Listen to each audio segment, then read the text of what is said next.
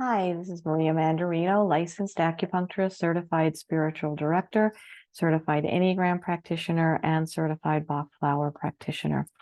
Thank you for being here today. Today we're going to continue the series that I've been working on with, we're calling it Patterns of Truth. And we're looking at similar patterns between certain Enneagram types and flower essences. So I'll explain a little bit more about that. If you haven't already, please remember to like, subscribe, comment, and share. I so appreciate the participation that I am seeing from you guys, and it's helping to grow the channel. There are just so many more people that I would love to reach with this work and the unique way that I try to bring it to people. So thank you for participating. And if you haven't already, like as I said, subscribed, etc., please do so, because it really does make a difference to bring this work to people who need it. So as to my course on the Enneagram that's coming up, and it will have some information on flower remedies as well. That course was hopefully going to be out 2 days ago. Actually, I'm recording this in advance, so it would have been a week ago. But I'm a little delayed right now. So trying to get the finishing touches down really hard. The tech has really been a challenge for me. So it's coming. It's coming, and I will have more information on pricing and the launch date in just in a few more weeks. Hopefully, it should be in October. So thank you so much for your patience with me with that.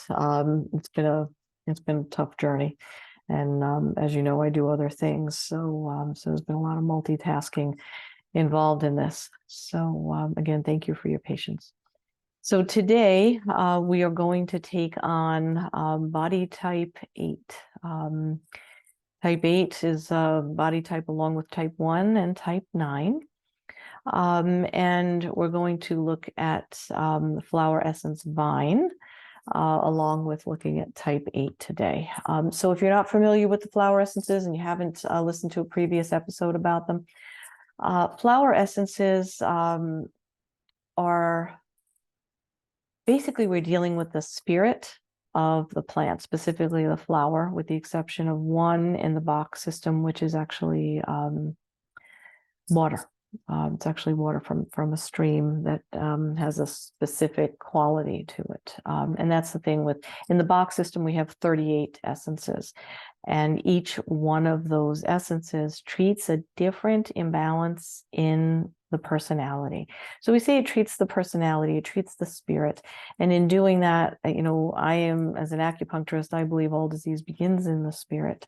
So the Bach flowers are a beautiful complement to my work as an acupuncturist. But what I've realized is it's a brilliant accompaniment to my work as a spiritual director as well, working with the Enneagram, because there are definitely these overlaps in how these flower remedies work. And they're similar to homeopathy in that when you actually look at the chemistry of the remedy, there's not a lot to talk about. There's nothing that you're going to see under a slide that's going to say, oh, this is, that compound. It's not that kind of a substance. It's like homeopathy. Basically, when you look at it under a slide, it's nothing special. But when you examine the effects on personality and the effects on the behavior, that's where you start to see the power of the flower remedies. So if you're familiar with homeopathy, they work very similarly. It's not quite the same, but Dr. Bach, who discovered the 38 remedies that I'm certified to work with, he was a surgeon in the early 1900s. And he found that his patients, they could have surgery and go through, various courses of treatment, and they would come back in a year or so with the same ailments, after he had, treated them, right? And then he began exploring, working with the flowers on his estate in Mount Vernon in England. And he found that water that he left certain flowers in had different effects on people's personalities. So it's kind of interesting. So today we're going to, as I said, we're going to talk about type 8, commonly called the protector, also called the leader, also called a destroyer. That's more of a reflection of their lower expression, I would say. Their focus is on power and control in order to stay safe. The one thing that they want to avoid more than anything is being vulnerable. It's scary. So if they're powerful, if they're in charge, if leadership is ineffective, they're going to just take that leadership so they can be powerful and in charge and avoid the worst thing in the world for type 8, which is vulnerability. Okay. So in their highest expression, okay, because we all need possibly, and I say this to clients that I work with in spiritual direction, I work with a few 8s. I say this all the time. We need on this planet right now, probably more than ever in modern times, we need more healthy 8s right now on this planet than we ever have. So listen to these qualities, 8s, right? Because this is where we need you to be. Direct, clear, strong, powerful, courageous, fair, protective. The people who step up and step in. The people who will get it done. Okay, that's our healthy expression of type 8. Those are the qualities. Lower expression of type 8, those are the more sensational ones that people are more familiar with, and people are going to talk about more about type 8. And if they hear that you're an 8 and they know a little bit about the Enneagram, they might go, "Ooh, you're an 8. Here's why." The lower expression of type 8, the person who's too much. Too loud, too big, too much, whatever it is, they're going to be too much. Anger is associated with a low type 8. Explosive. I mean, this is not a quiet anger. This is not the anger of the 9. Okay. This is the kaboom. Okay. The explosive rage, blowing up kind of anger. Not only are they angry in their lower expression, they can be vengeful. Okay. They can be violent. They can have a shocking temper. They're often viewed as being insensitive. Sometimes they actually are insensitive. Some of it can just be how they come across. It's a spectrum, right? All things in the Enneagram are a spectrum. They're aggressive. Your 8s are not assertive. They are aggressive. If they want it, they're going to take it in their lower expression. They are bossy.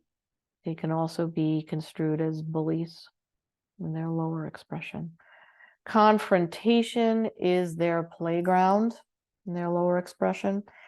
And not only are they confrontational, they can't deal with you unless you're equally as confrontational. They expect you to come in to the discussion with them. If you run away from an 8, they're going to immediately lose respect with you. It's actually going to probably make them even more angry because they want the discussion.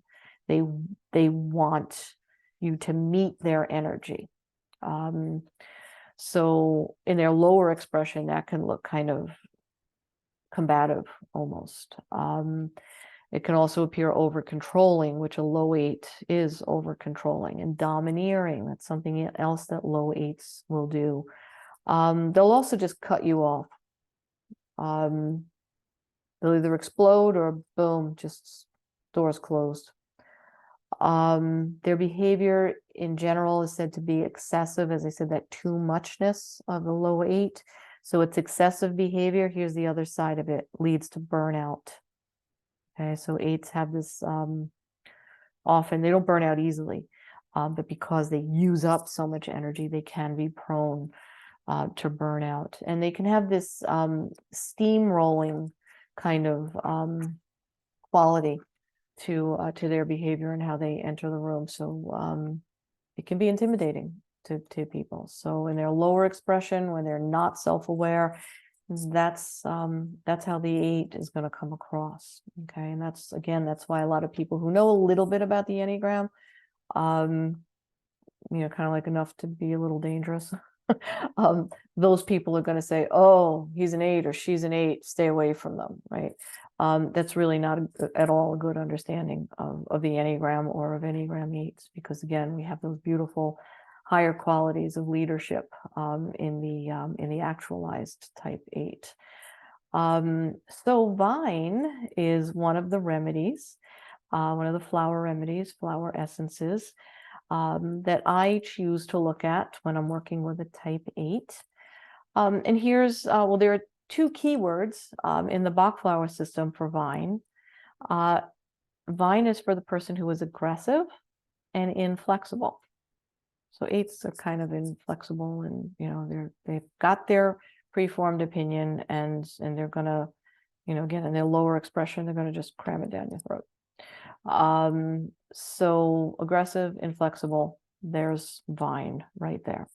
And if you think of a vine, right, like it just wraps around you, and like it whatever it wraps around, it has this choking ability. It can actually like choke out another plant, right? If you've ever tried to grow a vine, you got to make sure that you keep it away from things that it can grab onto and choke, right? So think of that 8 energy being that way as well, right? It's like invasive and strangling almost, taking somebody's voice away from them in a way. So Vine is also for someone who dominates by force. Okay. So a low 8 is dominating from force. Okay. Vine is for people who are grounded. So grounded is a good thing. And that's one of the reasons I enjoy being around 8s. As a 5, I have a line to 8, so I get along with them pretty well. But that grounded quality, I think, is something that's admirable in an 8. Except if they're off the rails and they're grounded, that can be scary. So that groundedness that's good can turn into a bad thing, depending on what comes with it, right? What's braided into the groundedness. Are they domineering and grounded? Well, that's going to be scary.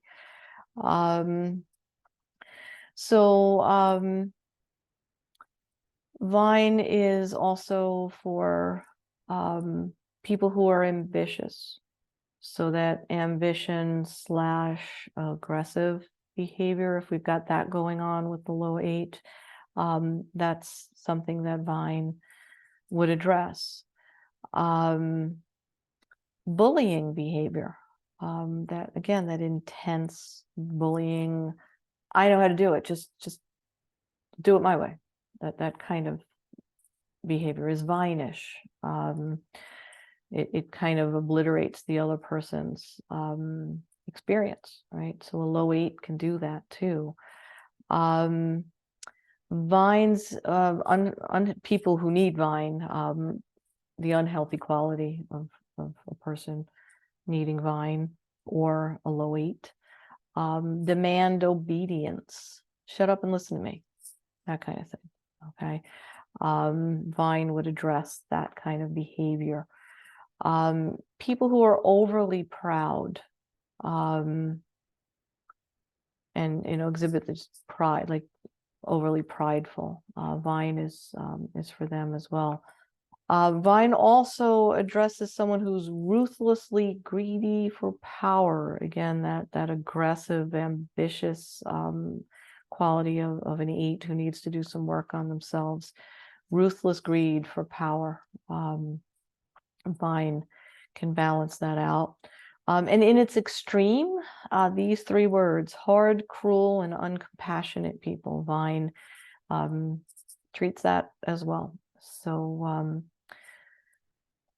Vine-y people are the people, most people are going to avoid, right? And again, it's that idea of the low 8. People are not going to gravitate toward them. They're usually going to run in the other direction.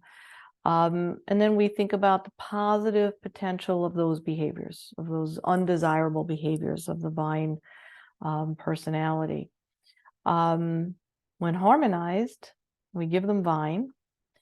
This is the person who sees good in others. This is the person that encourages and guides others without controlling. Okay. I think of that as the protective quality in the higher expression of the 8, because 8s are so protective in a loving way. So it's that encouraging and guiding without controlling. Vine brings that out. So I think that that can also be helpful for some 8s to bring out that nurturing, loving, protective aspect of the 8. The positive potential of Vine also brings us wise leaders, not domineering ones, but wise leaders, wise teachers and wise bosses and wise parents. Okay, so whatever role it is that you'll fulfill, that's a leadership type of role, brings wisdom. Vine brings wisdom to those roles, where you're not just taking over in the lower expression of Vine or the lower expression of 8. And instead of taking over, you're inspiring others with confidence. And I think 8s, healthy 8s do that as well. So the 3 journal questions for our type 8s who may want to be wading in the Vine pool of flower remedies. First question. What is my earliest memory of poor leadership in my world? Not your own poor leadership. This is somebody else in a leadership position. Okay. What is your earliest memory of someone who is a poor leader in your world? What happened? How did I respond to that? It's my earliest what is my earliest memory of a poor leader in my world? An immediate, I don't mean like a leader in government. I mean somebody in the leadership position in your immediate life. Earliest memory of that. How did I respond to that person's poor leadership? And remembering that your Enneagram type begins to form when we get here on the planet, solidifies by the time we're about 21. So most likely you weren't an 8 yet when you're having this early memory, but your 8 was forming. So that's why I say the earliest memory that you have of a poor leader in your world, and how did you respond to that leadership? Question number 2, what does it feel like to inspire others? Question number 2, what does it feel like to inspire others? And journal question number 3, the final one. Think of a recent email or text that you sent that someone else received as abrupt. If you're an 8, you know what I'm talking about. Could you go back to the top of that text or email and write an introductory statement, just a short one? How might that change the response that you received? Okay, these are all going to be in the show notes, so I'm going to read it to you again. Journal question number 3. Think of a recent email or text that you sent as a type 8 that was received by someone else as abrupt. Could you go back to the top of that text and email and write a brief introductory statement? And how might that have changed the response that you received from the other person? Okay. So that's it for today. Thank you for being here. Please remember again to like, subscribe, comment, and share. Very grateful you for doing that. If you would like to work with me to either discuss the flower remedies, I do those online. We do a consultation. The work is really a talk session. We talk for about an hour, depending on the session that you schedule, depending on what's going on for you. It's about an hour, give or take. And I ask you a lot of questions. I listen. And I listen between the words and the things that you share with me. I'll ask more questions, and then we come upon a formula that I mail out to you. So that's how that works. You can schedule that online at mariamandarino.com. You can also schedule an Enneagram typing interview with me, which is very different than the online tests, which as I've mentioned before, can kind of get us into some trouble because we don't have the ability to have somebody listening and feeding back and asking follow-up questions for clarification. The clarifying questions are really essential to landing on a fairly accurate Enneagram type.